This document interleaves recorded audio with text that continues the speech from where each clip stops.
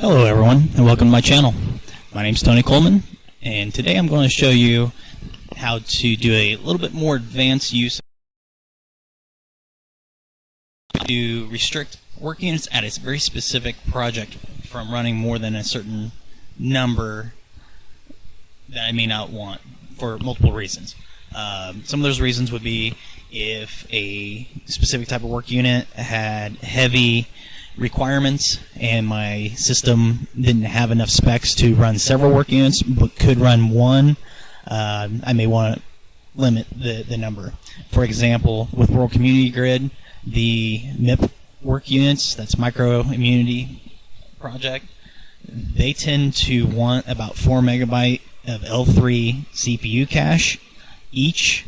So not a lot of processors, especially old ones, have a bunch of that. And if you run too many of them, they will go ahead and run. Most of them will complete, but you won't be running them at the full potential because they will be bottlenecked. However, you could run other work units in the process and be a little more efficient with your computer's usage. So, in the previous video, I showed you how to limit the number of work units running at a project in general. We had set just the project to run only one work unit no matter what the BOINC client was set to. However, this time, instead of setting it to just run only one work unit, we want to set it to only run a maximum of one MCM work unit at a time, just as a demonstration. Normally I would limit the MIP one, but I already have it written out for MCM one.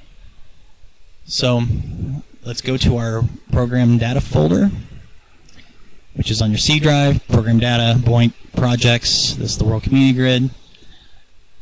In there, you would want to open up your Notepad program, which is under the Start menu for Windows accessories. Notepad. However, I already have an app config ready to go, so I'm just going to edit it to show you what it is. Inside, you'd have your app config flag, your app flag, and then here you're going with the short name of the work unit type. In this case, I've chosen MCM1, and I'm telling it to only run one at a time, no matter how many is downloaded, basically. You have your closing flags. You would save that. Actually, I'll show you what you should do. When you go to save, by default it tries to save it as a text file. You'd want to drop down all files and then name it app config and put a period XML at the end of that. Since I've already got that done, I'm just going to copy and paste it back into my folder. BOINC will not utilize that until you go up to Options, Read Config Files, and you'll notice it went from running 2 MCMs to running one of that, and now it's running a MIP work unit as well. This particular virtual machine only has 2 CPU threads given to it, so it will only run 2 work units at any given time. With this app config, though, if I ran out of mapping cancer markers work units, it would try to run 2 MIP work units. I will go ahead and edit this so that you can see it in action with, instead of MCM, being listed as MIP1. You can save it. Options, reconfig files, and now it's back to doing that as well. You can see that it's got no errors with the app config, which is a good thing.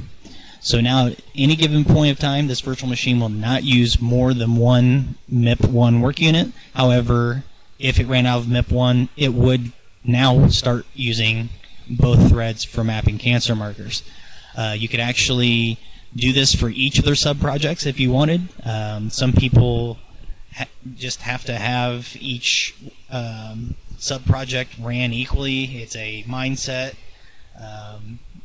I let it run based on what my goals are, but in this case, there is a performance hit if you run too many MIP work units at one time. If you have any questions on this process or how to set one up, feel free to leave a comment. If you enjoyed this video or found it helpful, please subscribe to my channel, like the video, and please share it. It doesn't cost you anything, but it does help content providers like myself quite a bit. So until next time, have a good one.